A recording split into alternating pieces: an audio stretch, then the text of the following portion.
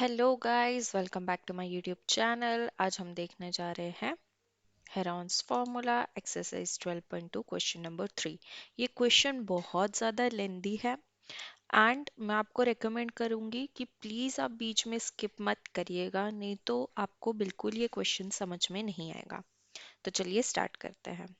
Radha made a picture of an aeroplane with colored paper as shown in figure. Find the total area of the paper use. तो राधा ने क्या बनाया, colour paper का use करके एक aeroplane बनाया।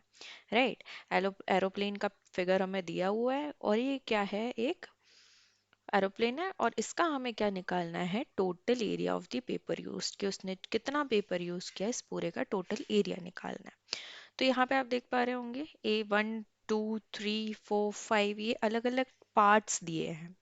तो अगर हम इंडिविजुअली इन सारे पार्ट्स का एरिया निकाले और उनको लास्ट में जाके सम अप कर दे, तो हमारा total area of paper used आसानी से आ जाएगा। लेकिन उसके लिए हमें क्या करना पड़ेगा, पहले हमें लेबलिंग करनी पड़ेगी डायग्राम की अच्छे से। तो आप ये पार्ट 1 देख पा रहे होंगे, इसको मैं दे देती हूँ नाम ए, यहाँ पे मैं दे देती हूँ बी, यहाँ पे मैं दे देती हूँ सी। तो हमारा पार्ट 1 क्या हो गया, ट्रायंगल एबीसी। एसी है हमारे पास 5 सेंटीमीटर और ये एक आइसोसेलियस ट्रायंगल है।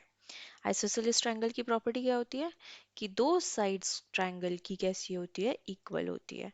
तो ये 5 है, AC 5 है, तो AB भी कितना हो जाएगा, 5 सेंटीमीटर।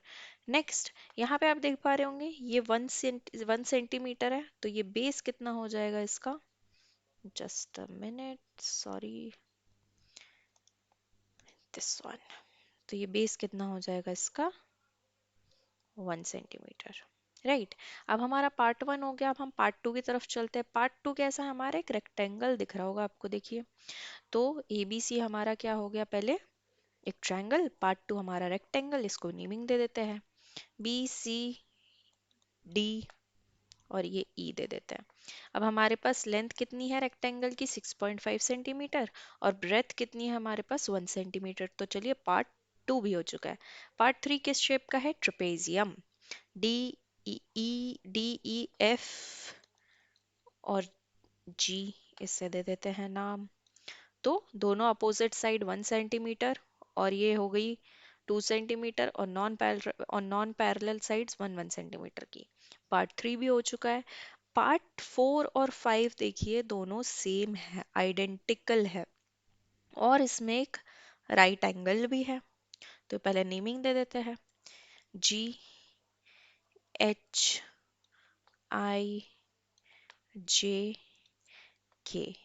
राइट, तो ये क्या हो गए, हमारे दोनों ट्रायंगल जिसमें हाइट कितनी दी है, 6 सेंटीमीटर, और बेस कितना दिया है, 1.5 सेंटीमीटर। अब क्योंकि ट्रायंगल 4 और ट्रायंगल 5 में हाइट दी हुई है, तो हम यहाँ पे हेरॉन्स फार्मूला का यूज करके जबरदस्ती हमारा जो सोल्यूशन है वो लंबा नहीं करेंगे। जब हाइट दी होती है तब हम हेरॉन्स फार्मूला का यूज नहीं करते।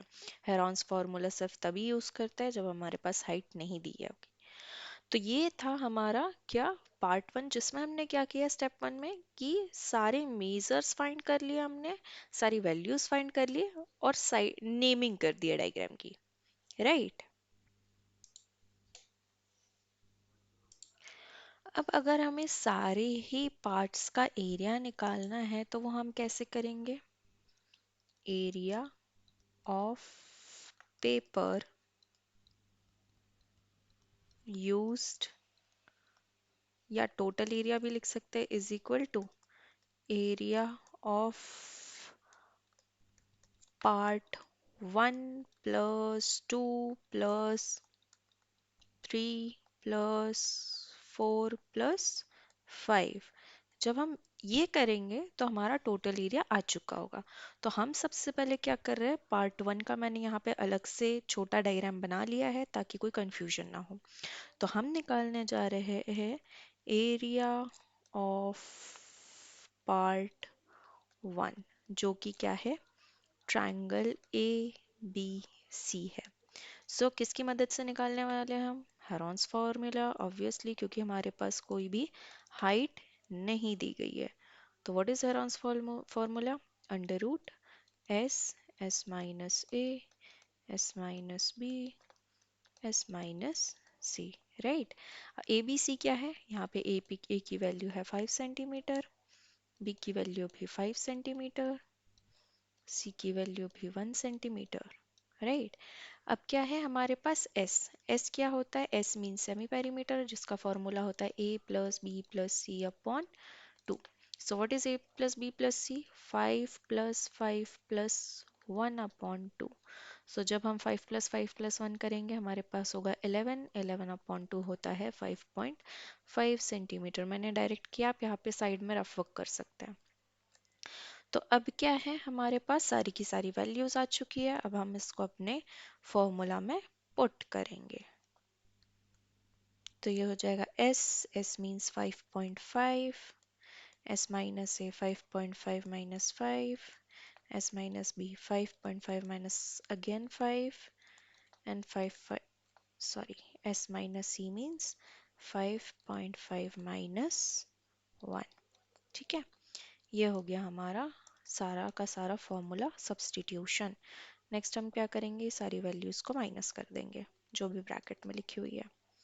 ये हो गया 5.5 एज इट इज, ये हो जाएगा 0.5, अगेन 5.5 माइनस 5 0.5, और ये हो जाएगा 4.5।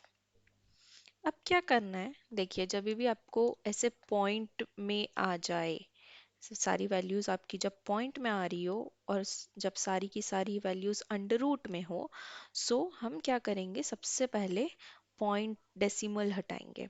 तो जब यहाँ पे देखिए डेसिमल के बाद कितना डिजिट है, 1, 5.5 में डेसिमल के बाद 1 डिजिट है, तो हम लिखेंगे 55/100। अगर टू डिजिट्स होते हैं तो हम लिखते हैं 55/100। राइट, ये हो जाएगा 5/10, ये हो जाएगा 5/10, और ये भी हो जाएगा 45/10। अब क्या करना है, अब क्या करना है, यहाँ पे जितने भी आपको पेयर्स दिख रहे हैं, मैं रिकमेंड करूंगी कि आप पूरी वैल्यूज पहले उसकी निकाल लीजिए। जैसे यहाँ पे देखिए न्यूमरेटर में 2 5 दिख रहे हैं, 2 5 में से एक 5 क्या होगा, बाहर आ जाएगा। जस्ट अ सेकेंड, ये हो गया, एक 5 बाहर आ जाएगा। ये 10, ये 10, एक और एक 10 बाहर आ जाएगा। ये 10, ये 10, एक और 10 बाहर आ जाएगा। तो इतनी की वैल्यूज हमें क्या हो गई है, मिल चुकी है। अंडर रूट में क्या बचा है, 55 मल्टीप्लाई 45। राइट, अब हम क्या करेंगे, 55 और 45 को उनके प्राइम फैक्टराइजेशन में कन्वर्ट करेंगे। इसको मैं 100 लिख देती हूँ, और यहाँ पे जो भी आएगा वो हम रूट में लिखेंगे। सो 55 को हम क्या लिख सकते हैं, यहाँ पे कर लेती हूँ मैं, 55 रूट 5 11 ज़ा 11 1 ज़ा 45 को भी कर लेती हूँ, 3 ज़ा 15, 3 ज़ा 5 एंड 5 ज़ा 1। सो 55 को हम क्या लिखेंगे, 5 मल्टीप्लाई 11, 45 को क्या लिखेंगे, 3 मल्टीप्लाई 5 मल्टीप्लाई 3। राइट, अब देखिए यहाँ से भी क्या आएंगी, वैल्यूज बाहर आएंगी न्यूमरेटर में। तो ये 2 5 है, एक 5 बाहर आ गया, ये 3 है, एक 3 बाहर आ गया। लेकिन 11 का कोई पेयर नहीं है, इसलिए 11 एज इट इज अंदर ही रहेगा, और नीचे 100 चल ही रहा है। ठीक है, अब क्या होगा, हम सारी वैल्यूज को मल्टीप्लाई कर देते हैं। 5 5 ज़ा 25, 25 3 ज़ा 75 रूट 11 अपॉन 100। लेकिन हम इस वैल्यू को प्लस नहीं कर सकते जब हमारी बाकी की वैल्यूज आएंगी। क्यों, क्योंकि ये तो रूट में है और बाकी की वैल्यूज हमारे पास हो सकता है डेसिमल फॉर्म में है, और हम रूट वाली वैल्यूज को सब्ट्रैक्ट या माइनस नहीं कर सकते। तो हमें रूट 11 की वैल्यू निकालनी पड़ेगी, उसका फिर जो भी होगा हम सिंप्लीफाइड वे में आंसर निकालेंगे। तो मैंने एक अपना वीडियो डाल रखा है related to how to find square root using long division method. अगर आपको आइडिया नहीं है कि कैसे निकालते हैं, सो आप प्लीज़ वो वीडियो देख सकते हैं। तो यहाँ पे मैं लिखूंगी 11। तो लॉन्ग डिवीजन के लिए सबसे पहले हम क्या करते हैं, पेयरिंग। हमने पेयर बनाया, 11 ऑब्वियसली 2 डिजिट ही है, 2 डिजिट का ही पेयर बनता है। तो हमें खोजना है कि 11 के पहले परफेक्ट स्क्वायर कौन है, 9 है, किसका होता है, 3 का। 3 यहाँ लिखेंगे, 3 यहाँ लिखेंगे, 3 3 ज़ा 9, ये हो जाएगा माइनस, तो आंसर आएगा 2 यहाँ पे। लेकिन क्या हमारा रिमाइंडर जीरो आ चुका है? नहीं। तो हमें रिमाइंडर जीरो लाने के लिए यहाँ पे लगाना पड़ेगा पॉइंट, यहाँ लगाना पड़ेंगे तो जीरो, पेयर बनाएंगे, वो पूरा का पूरा पेयर नीचे आ जाएगा। अब यहाँ पे क्या करना है, हमें पॉइंट के बाद सिर्फ दो डेसिमल डिजिट्स तक के ही जाना है। जैसे ही हमें दो डेसिमल डिजिट मिल जाएंगी हम छोड़ देंगे। सो आगे करते हैं कंटिन्यू। 3 + 3 करना है यहाँ पे, ये हो जाएगा 6। 6 यहाँ पे क्या कर देंगे, एक छोटा सा डैश बना देंगे। अब यहाँ 6 है, यहाँ की स्टार्टिंग टू डिजिट्स क्या है, 20। सो हम 6 का टेबल को जितने बार पढ़ेंगे कि या तो 20 आ जाए या तो 20 से कम। तो यू नो 6 3 18 होता है। सो इसलिए हम 63 को 3 से मल्टीप्लाई करेंगे। ये हो गया 3 3 9, 3 6 18। बिल्कुल डिविजिबल है। हम यहाँ लिखेंगे 3, यहाँ पे भी लिखेंगे 3, और ये माइनस कर देंगे 189। जब 200 में से 189 माइनस होगा तो कितना आएगा, 11। देखिए हमें डेसिमल के बाद सिर्फ एक ही डिजिट प्रोवाइड हुआ है। हम एक और डिजिट निकालेंगे, कैसे, सेम तरीके से। पॉइंट लगा हुआ है, दो पेयर जीरोस के पेयर ले लिए हैं हमने और उसको नीचे उतार दिया है। अब यहाँ पे जितना हमने ऊपर लिखा था क्वेश्चन में उतना ही हमने नीचे लिखना है। ये हो जाएगा 66, ब्लैंक लगाएंगे। अब ये 66 है, स्टार्टिंग की 3 डिजिट्स क्या है, 110, ऑब्वियसली 1 बार ही जाएगा क्योंकि 2 बार तो काफी ज्यादा हो जाएगा। सो यहाँ 1 और यहाँ 1। अब देखिए पॉइंट के बाद हमें 2 डिजिट्स मिल चुकी है, हम इसके आगे सॉल्व नहीं करेंगे, हम इसे एज इट इज ही रहने देंगे। सो हमारे पास कितना आ जाएगा, 75 मल्टीप्लाई 3.31, जो कि √11 की वैल्यू है, अपॉन 100। सो हम 75 और 3.31 को क्या कर लेते हैं, multiply. 3.31 multiply 75, 5 ones are 5, 5 threes are 15, 5 threes are 15 plus 1 16, 7 ones are 7, 7 threes are 21, ये हो जाएगा 2, ये हो जाएगा 1, 7 threes are 21 plus 2 23। इसको मिटा देते हैं, प्लस कर लेते हैं, ये हो जाएगा 12, ये हो जाएगा 8, ये हो जाएगा 4, ये हो जाएगा 2। अब डेसिमल के बाद टोटल कितने डिजिट्स है, 2। तो हम आंसर में भी डेसिमल कब लगाएंगे, 2 डिजिट पहले। तो ये हो गया हमारा final answer, not final answer, लेकिन रूट की वैल्यू को मल्टीप्लाई करने के बाद। अब नीचे देखिए 100 लिखा हुआ है, 100 क्या करेगा, इस फाइनल आंसर में 2 डिजिट्स और शिफ्ट कर देगा टूवर्ड्स लेफ्ट। तो अभी डेसिमल यहाँ पे है, कहाँ आ जाएगा, 2 के बाद। सो 2.4825 सेंटीमीटर स्क्वायर क्या हो गया, हमारे फर्स्ट पार्ट का एरिया, राइट। अब हम देखने जा रहे हैं, हम निकालने जा रहे हैं area of part 2। So area of part 2 क्या है, हमारे पास एक रेक्टेंगल है। तो हम यहाँ लिख देते हैं एरिया ऑफ पार्ट 2 रेक्टेंगल, मैं पूरा नहीं लिख रही हूँ, BCDE। सो रेक्टेंगल का एरिया क्या होता है, फॉर्मूला क्या होता है, लेंथ मल्टीप्लाई ब्रेथ। यहाँ पे लेंथ कितनी है, 6.5 सेंटीमीटर, एंड ब्रेथ कितनी है, 1 सेंटीमीटर। सो हम क्या करेंगे, इन दोनों को मल्टीप्लाई कर देते हैं। इसको यहाँ पे मैं ऐसे कर देती हूँ। तो ये हो जाएगा 6.5 मल्टीप्लाई 1, आंसर आने वाला है 6.5 सेंटीमीटर स्क्वायर। सो ये क्या था हमारा एरिया ऑफ पार्ट 2, जो कि एक रेक्टेंगल है। नेक्स्ट हम किसका एरिया देखने जा रहे हैं, एरिया ऑफ पार्ट 3, जो कि क्या है, किस शेप का है, एक ट्रेपेजियम। तो हम यहाँ लिख देते हैं एरिया ऑफ पार्ट 3, जो कि है एक ट्रेपेजियम, DEFG या DEGF, जो भी आप कहना चाहें।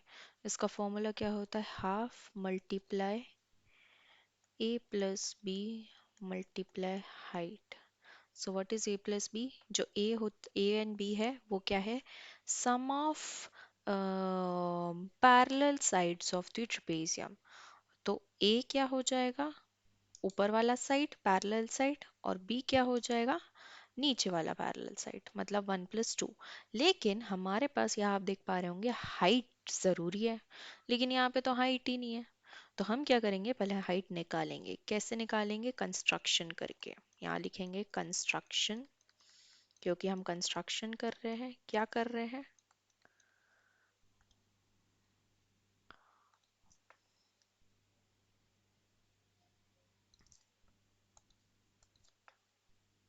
ये हमने एक परपेंडिकुलर डाल दिया, इसको हम m दे देते हैं और इसको हम n दे देते हैं। ठीक है, तो कंस्ट्रक्शन में क्या लिखेंगे, draw two perpendicular from E and D to base FG। ठीक है, तो क्या हो जाएगा ये, EM perpendicular FG and DN perpendicular FG। हमने ये दो परपेंडिकुलर क्यों ड्रॉ किया, क्योंकि देखिए परपेंडिकुलर हमें एक ट्रायंगल मिल रहा है, और क्योंकि एक परपेंडिकुलर है ये एक राइट एंगल ट्रायंगल हो जाएगा। तो हमारे पास क्या हो जाएगा, ये एक राइट एंगल ट्रायंगल है, तो हम पाइथागोरस थ्योरम से हम इस परपेंडिकुलर की हाइट निकाल सकते हैं।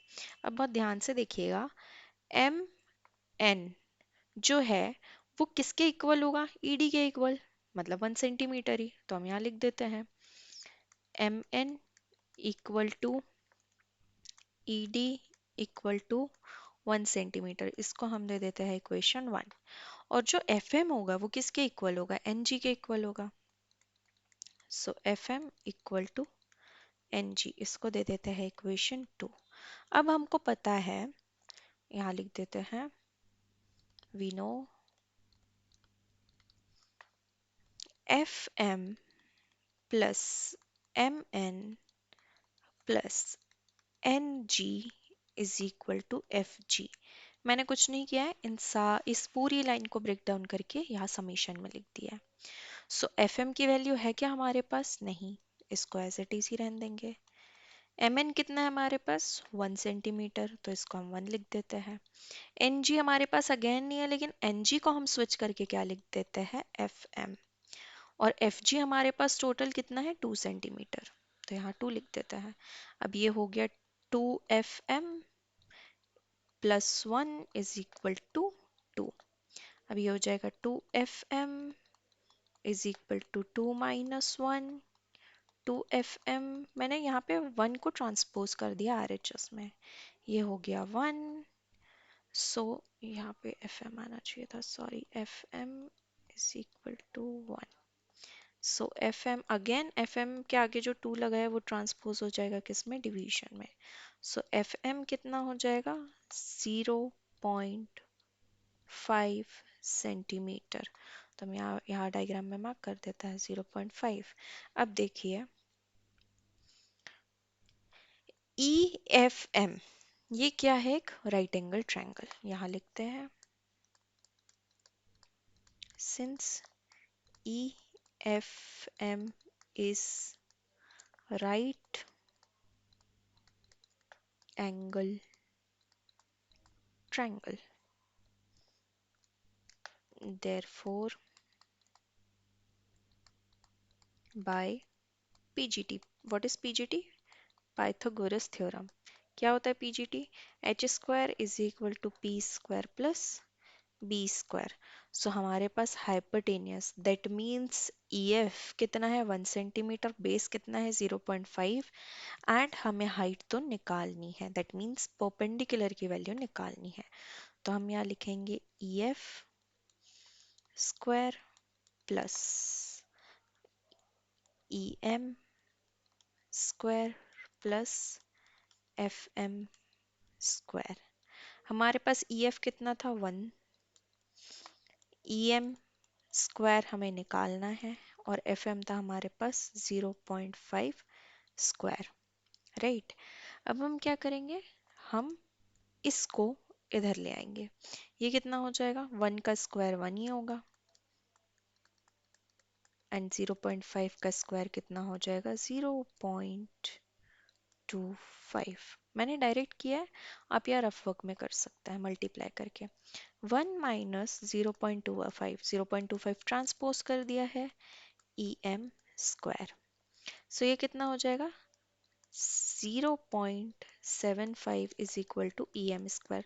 तो ये तो ई एम स्क्वायर की वैल्यू आई है, हमें किसकी वैल्यू चाहिए, ई एम की वैल्यू चाहिए, ताकि हमारा परपेंडिकुलर निकल आए।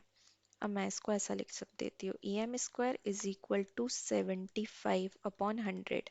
मैंने डेसिमल वैल्यू हटा दी है, तो जब डेसिमल हटेगा तो नीचे 2 जीरोस आ जाएंगे। अब हम क्या करेंगे, स्क्वायर रूट बना देंगे, under root 75/100। So square root से कोई भी वैल्यू निकालने का सबसे बढ़िया तरीका आप लोगों को तो पता ही है, कि क्या कर लो, उन्हें अपने प्राइम फैक्टर के फॉर्म में लिख दो। तो डिनोमिनेटर में तो मैं 100 को क्या लिख सकती हूँ, 10 × 10। अब मैं 75 का क्या निकाल लेती हूँ, प्राइम फैक्टराइजेशन। 3 से जाएगा 25, 5 से जाएगा 5, एंड 5 से जाएगा 1। तो 75 को क्या लिख सकती हूँ, 3 × 5 × 5। अब जिसके भी पेयर बन रहे हैं उसे हम निकाल लेते हैं बाहर। यहाँ हो जाएगा 3, सॉरी 5 का पेयर बन रहा है, 5 आ गया बाहर। 10 का पेयर बन रहा है, एक 10 आ गया बाहर। लेकिन √3 का कोई पेयर है ही नहीं, तो ये एज इट इज रहेगा। लेकिन मैंने आपको प्रीवियसली अभी ऊपर भी बताया कि रूट वाली वैल्यूज इस क्वेश्चन में नहीं चल पाएंगी, तो हमें क्या करना पड़ेगा, रूट को हटाना पड़ेगा। कैसे हटाएंगे, मैं आपको डायरेक्ट वैल्यू बताती हूँ, आप कहीं नोट कर लीजिएगा। √3 इज इक्वल टू 1.73। ठीक है, मैं यहाँ पे अप्रोक्सीमेट वैल्यूज यूज कर रही हूँ सारी रूट्स की, राइट।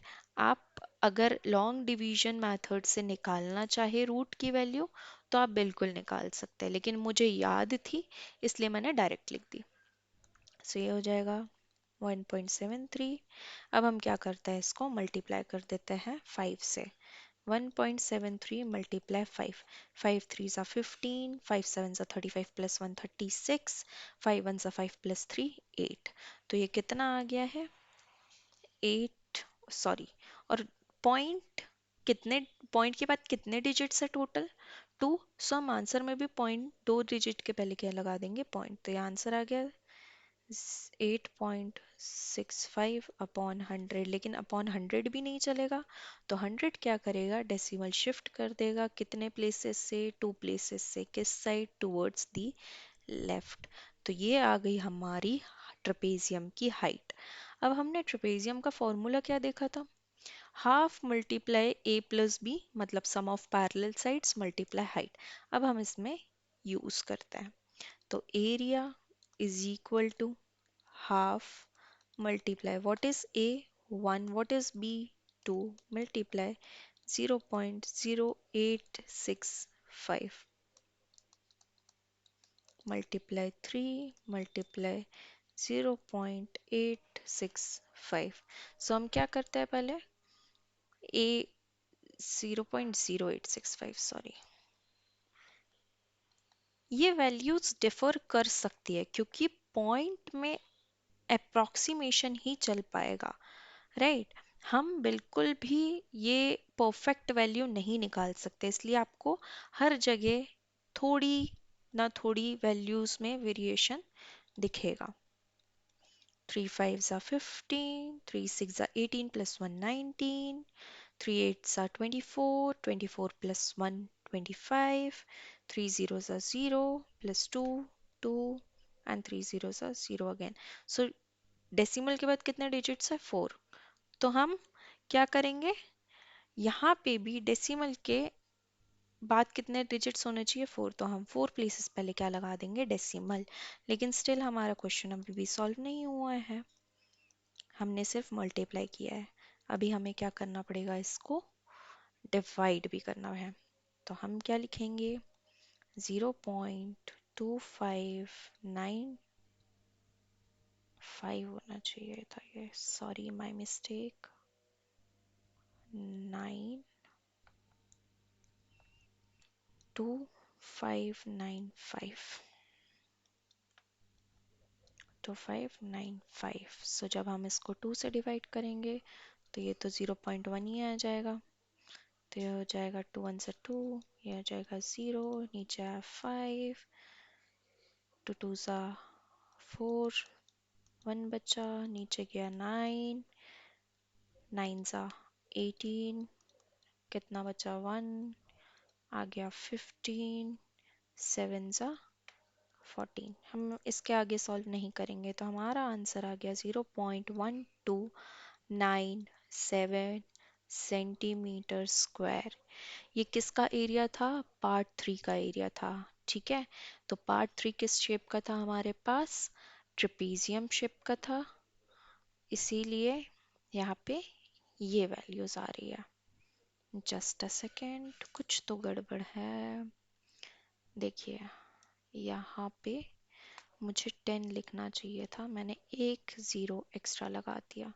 नो प्रॉब्लम, एक ज़ीरो यहाँ से हट जाएगा, पॉइंट एक डेसिमल पहले शिफ्ट हो जाएगा। ये हो जाएगा 2.252, सॉरी 2.2।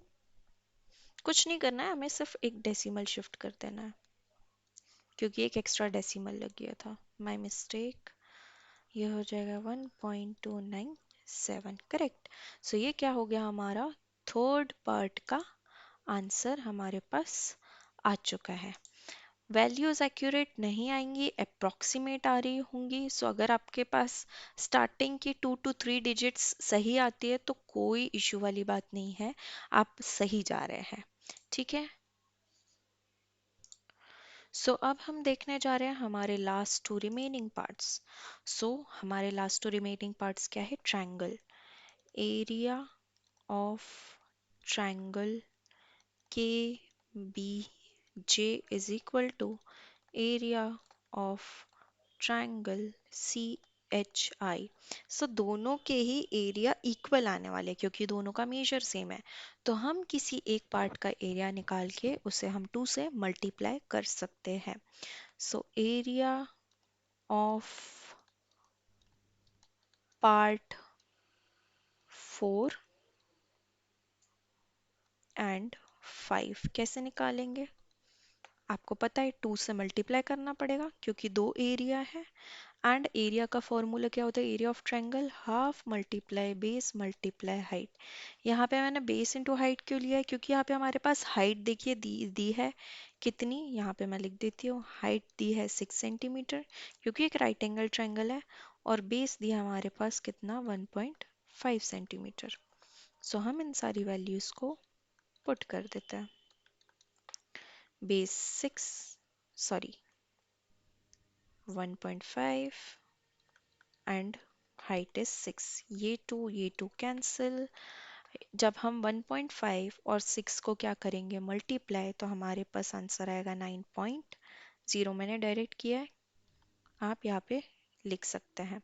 तो हमारे पास एरिया ऑफ पार्ट 4 एंड 5 कितना आ गया है, 9.02 सेंटीमीटर। अब हम क्या कर लेते हैं, टोटल एरिया निकाल लेते हैं। Total area is equal to part 1 का एरिया कितना था। हम चलते हैं हमारे पार्ट 1 पे। पार्ट 1 क्या था, हमारे पास ट्रायंगल था जिसका एरिया कितना था, 2.4825। सो हम इसको नोट कर लेते हैं, 2.4825 प्लस हमारा सेकेंड पार्ट क्या था, एक रेक्टेंगल जिसका एरिया है कितना, 6.5 सेंटीमीटर स्क्वायर। सो इसको हम लिख देते हैं यहाँ पे 6.5 प्लस थर्ड क्या था हमारे पास, एक ट्रेपेजियम था जिसका एरिया कितना आ रहा है, 1.297। और हमने एरिया 4 और 5 कंबाइंडली निकाला है जो कि है 9। तो हम इसको क्या करेंगे, इन सारी वैल्यूज को प्लस कर देते हैं। 2.4825 प्लस 6.5, बाकी ज़ीरो हो जाएगा। नेक्स्ट क्या, 1.2970 प्लस 9.0000, सो ये हो जाएगा 5, ये हो जाएगा 9, ये हो जाएगा 17, ये हो जाएगा 12.3, 3 प्लस 6 9, 9 प्लस 1 ये हो जाएगा 19। सो हमारा फाइनल आंसर कितना है? 19.2795 सेंटीमीटर, सॉरी सेंटीमीटर स्क्वायर। ये था जो भी पेपर यूज हुआ है एरोप्लेन बनाने के लिए, राइट। तो ये क्या है हमारा टोटल एरिया। और इसके आगे हम एक और वर्ड लिख देते हैं अप्रॉक्स, क्योंकि हमारी वैल्यूज आगे पीछे हो सकती है, लेकिन ये शुरू का जो नंबर है ये सेम एज इट इज ही आएगा, 19 ही आएगा। थोड़ा बहुत इधर उधर अप्रॉक्सीमेट वैल्यूज चल सकती है। होप आपको ये क्वेश्चन समझ में आया होगा। ये बहुत ज़्यादा लेंदी क्वेश्चन है और इसका कोई अल्टरनेटिव तरीका भी नहीं है सॉल्व करने का। जो भी है आपको एक एक पार्ट करके सॉल्व करना पड़ेगा और लास्ट में कंसोलिडेट करके या प्लस करके उसकी वैल्यू लिखनी पड़ेगी। होप आपको ये समझ में आया होगा। प्लीज़ जब भी आप ये वीडियो देखें तो स्किप ना करें, नहीं तो आपको कुछ भी समझ में नहीं आएगा। तो चलिए, इसी के साथ हमारा ये क्वेश्चन ख़त्म होता है। आई होप आपको ये समझ में आया होगा, क्लियर होगा। अगर आपके कोई भी डाउट्स हो तो प्लीज़ कमेंट सेक्शन में लिखिए, और अगर आपको वीडियो अच्छी लगी होगी तो please like share and subscribe कीजिए, और अपने दोस्तों के साथ भी शेयर करिए ताकि उनको भी इससे बेनिफिट हो पाए।